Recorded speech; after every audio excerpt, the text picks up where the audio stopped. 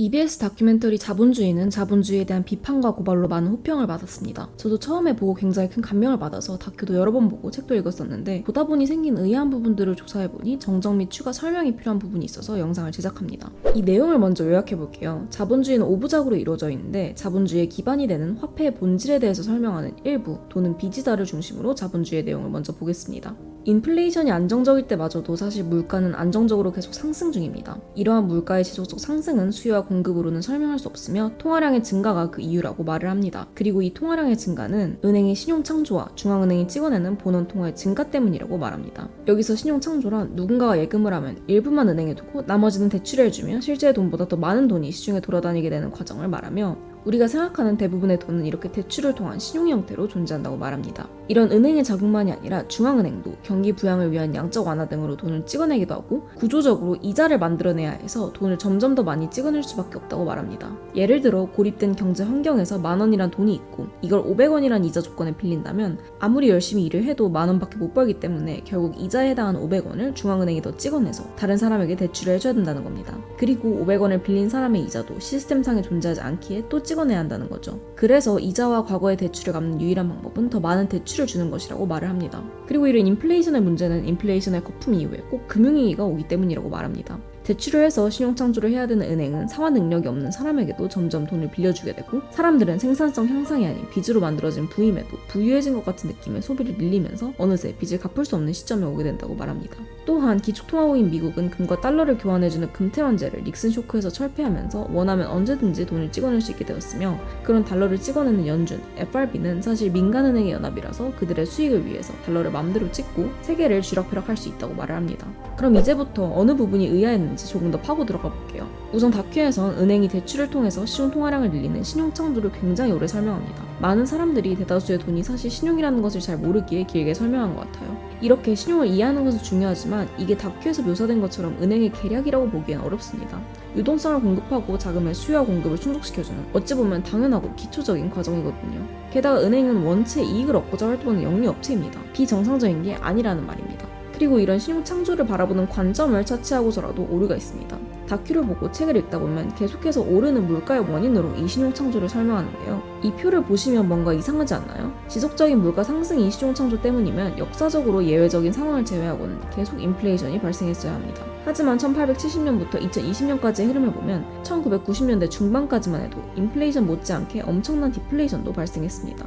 게다가 디플레의 강도가 굉장히 커서 디플레를 예외적인 상황이라고 보기엔 어렵고 지속적인 인플레이션이라 보기엔 더더욱 어렵죠. 그리고 실제로 금화 증서로 거래를 하는 옛날 옛적에도 신용 창조가 발생했지만 금화 증서가 고정된 양의 금에 묶이기에 현재 경제에서처럼 가격이 계속 상승하는 장기 경향은 없었습니다.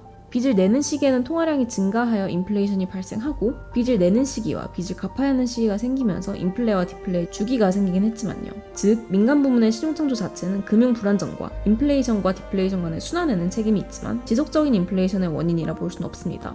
그럼 지속적 물가 상승이란 인플레이션 괴물은 언제부터 생긴 걸까요? 아까 그래프에서 보면 지속적인 인플레이션의 시작은 1960년대 이후부터인데요. 1971년 닉슨 쇼크, 미국이 금태환제 중단을 선언하며 금과 연결이 끊어지고 명목화폐가 되면서 마음대로 화폐를 증발할 자유를 얻게 되었고 이로부터 지속적 인플레이션이 발생된 것입니다.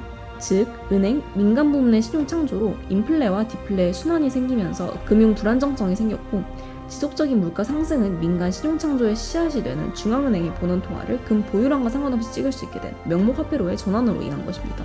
양적 완화든 이자를 새로 찍어내야 하는 구조적 문제가 있든 자유롭게 찍어낼 수 있는 환경이 가장 큰 이유인 겁니다. 그렇기 때문에 지속적 물가 상승을 자본주의의 본질인 신용창조 과정으로 설명하기에는 무리가 있다는 결론이 됩니다. 금태환제 폐지 후 통화관리 당국이 통화의 공급량을 통제하는 관리통화 제도로 인한 것으로 봐야 하는 거죠.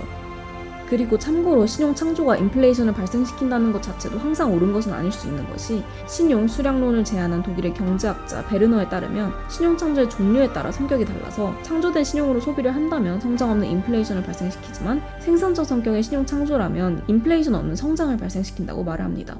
물론 이것도 하나의 이론이지만 실제로도 대출과 그를 통한 신용 창조를 나쁘다고만 볼 수도 없습니다. 언급된 신용의 생산적 사용처럼 자본의 레버리지를 통해 생산성의 증가보다 더 빨리 성장할 수 있도록 해주고 자금 수요와 공급을 충족시켜주는 긍정적 역할을 하니까요. 게다가 물가가 상승하는 이유에는 국가 경제의 성장도 있죠. 경제가 성장하면서 통화가 더 많이 요구되니까요. 다음으로 오해의 여지를 남기는 통계 자료도 있더라고요. 인플레이션이 문제인 이유는 반드시 디플레이션을 동반하기 때문이며 관련해서 이렇게 말을 합니다. 우리의 아버지들은 집값은 항상 오르는 것으로 알았습니다. 하지만 그건 툰드라 TF 주기의 여름에 사셨기 때문입니다. 이제 우리는 부동산 가격이 계속 떨어지는 것을 두 눈으로 목격하고 있습니다. 그런데 출처에 나온 국민은행 부동산 연구소의 자료를 실제로 보면 2010년부터 집값이 떨어지는 모습은 없습니다. 오히려 그 이후 계속해서 우상향으로 가고 있습니다. 본인들이 전망하는 바를 흰색 선으로 새롭게 그려서 디플레이션이 오고 있음을 강조하려고 한 것 같지만 부동산 가격이 계속 떨어지는 것을 목격하고 있다라는 말을 하면서 이렇게 보여주면 오해의 여지가 많겠죠.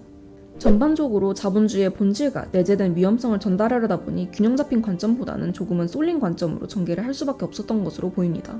다큐에서는 은행의 신용 창조와 이자를 찍어내야 하는 구조를 말하며 인플레이션을 엄청나게 설명을 하다가 다소 급격하게 인플레의 문제는 디플레이션이 반드시 오기 때문이라고 말합니다.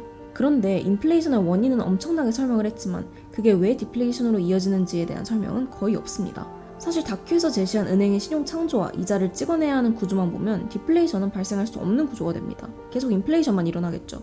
엄밀히 말하면 자본주의의 경기 순환에 따라 인플레이션과 디플레이션이 반복되는 것이고 각각이 그만의 문제를 가지고 있는 것이지 인플레이션 때문에 디플레이션이 온다고 할 수는 없어요. 빚의 순환과 조정의 관점에서 설명을 했어야 합니다.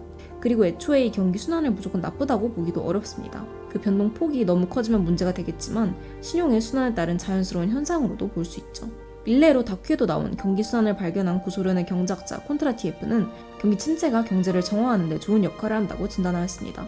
그리고 은행과 자본주의 얘기를 하면서 인플레이션과 디플레이션으로 넘어가고 이때 기업은 생산과 투자를 줄이며 서민들이 벼랑 끝으로 내몰린다고 말하기에 은행 시스템과 자본주의 하에서 서민들이 수탈당하는 것처럼 묘사가 되는데 물론 저소득 가구가 소득에서 필수재에 소비하는 비율이 높으니 더 어려움을 겪는다고 말할 수는 있지만 디플레이션 때는 사실 빚 부담이 있는 모든 주체가 힘든 시기입니다. 빚을 많이 진 기업 등도 위기라는 것이죠.